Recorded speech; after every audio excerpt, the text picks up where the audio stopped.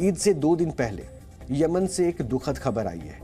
Yemen middle east का सबसे गरीब देश है। यहाँ की राजधानी साना में ईद से पहले ज़कात यानी गरीबों को दान देने का एक कार्यक्रम आयोजित किया गया था। इस कार्यक्रम में यमन के व्यापारी ईद से पहले गरीबों को पैसे बांट रहे थे और इस कार्यक्रम में भगदड़ मच गई। दान का लाभ पाने के लिए यहाँ पर लोगों की भीड़ इतनी ज़्यादा थी कि उन्हें संभालना मुश्किल हो गया। अव्यवस्था के बीच चल रहे इस कार्यक्रम में स्थिति ये हो गई कि लोगों का दम घुटने लगा। इससे जुड़े जो वीडियो सामने आए हैं वो आपको परेशान कर सकते हैं। ये यमन की राजधानी साना के उसी कार्यक्रम की तस्वीरें हैं जो अभी हम आपको दिखा रहे हैं। हालात आप देख सकते हैं, स्थिति आप महसूस कर सकते हैं, समझ सकते हैं। इतनी बड़ी संख्या में लोग यहाँ पहुंचे थे कि लोगों का दम घुटना तय था, क्योंकि व्यवस्था किसी प्रकार की नहीं हुई थी। गरीबों के पैसे दान में देने के इस कार्यक्रम में किसी तरह की कोई सुचारू व्यवस्था नहीं की गई थी। यमन चूंकि एक गरीब देश है तो बड़ी संख्या में लोग दान में मिलने वाले 656 रुपए लेने के लिए यहां पर पहुंचे थे। ये 656 रुपए उन्हें यमन के कुछ व्यापारियों की ओर से दिए जाने थे जो ईद से पहले गरीबों में दान बांटना चाहते थे। 656 रुपए लेने के लिए यहां पहुंचे लोगों को की स्थिति आप देख सकते हैं कि किस तरह से उन्हें वहां पे जूझना पड़ रहा है और किस तरह से अफरा तफरी का माहौल वहां पर पैदा हो गया।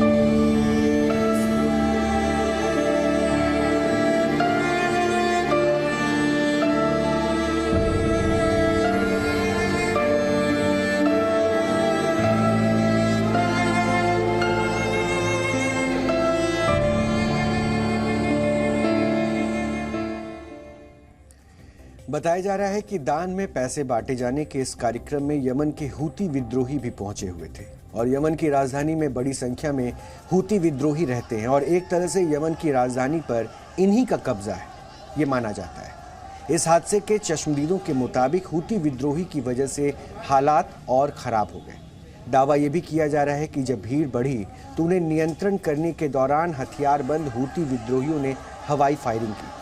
इस दौरान बिजली के तारों में आग लग गई। चिंगारी उठने की वजह से भगदड़ शुरू हो गई, जिसमें 80 से ज्यादा लोगों की मौत हो चुकी है और 300 से ज्यादा लोग घायल हुए हैं। हादसे के तुरंत बाद हूती विद्रोहियों ने आयोजन स्थल को पूरी तरह से घेर लिया। मीडिया को भी अंदर जाने नहीं दिया गया। घायलों को तुरंत ही अस्पताल में भर्ती करवाया गया। इस हादसे पर भारतीय विदेश मंत्रालय ने भी दुख जताया है।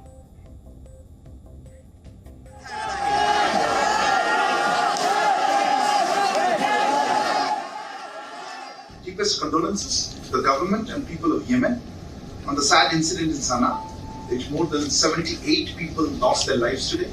I think this is mentioned yesterday. We hope and pray for the speedy recovery of those injured. Yemen की राजधानी साना में जिस अव्यवस्था की वजह से 80 से ज्यादा लोगों की मौत हुई है, उसकी व्यवस्था हूती विद्रोहियों ने की थी। हूती विद्रोही वो लोग हैं जिन्होंने यमन की सरकार के खिलाफ युद्ध छेड़ा हुआ है। यमन की राजधानी सना पर हूती विद्रोहियों का ही कब्जा है। वर्ष 1980 के दशक में हूती लोगों ने विद्रोह कर दिया था और हूती यमन के शिया इस्लाम की एक शाखा है। हूती विद्रोही यमन में इस्लाम की सुन्नी विचारधारा के विद्रोही हैं। जब यमन में सुन्नी नेता अब्दुल्ला सालेह की सरकार थी तो उस समय शियाओं पर अत्याचार और भेदभाव होते थे। हूती लोगों का मानना था कि सालेह की आर्थिक नीतियों की वजह से उन्हें आगे बढ़ने के मौके नहीं मिले। 2000 के दशक में हूती लोगों ने अपनी सेना बना ली थी। वर्ष 2004 में 4 से लगभग लगातार हूती विद्रोही यमन की सरकार से गृहयुद्ध लड़ रहे हैं। यमन के गृहयुद्ध का एक बड़ा कारण पश्चिमी एशिया के देशों की राजनीति है। ये राजनीति सऊदी अरब और ईरान के बीच इस्लामी वर्चस्व की लड़ाई है।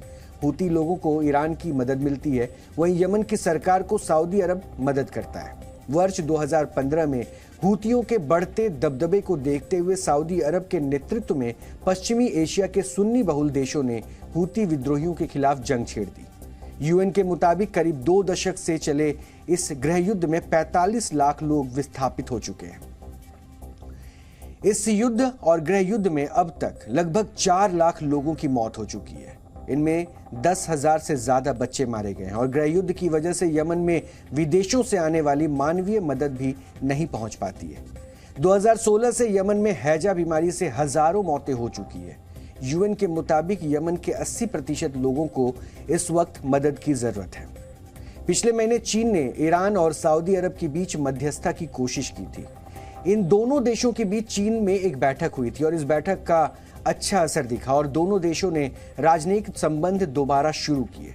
माना यह जा रहा है कि इस बैठक के बाद दोनों देशों के बीच ही नहीं बल्कि यमन में ही शांति बहाली हो सकेगी। जी न्यूज़।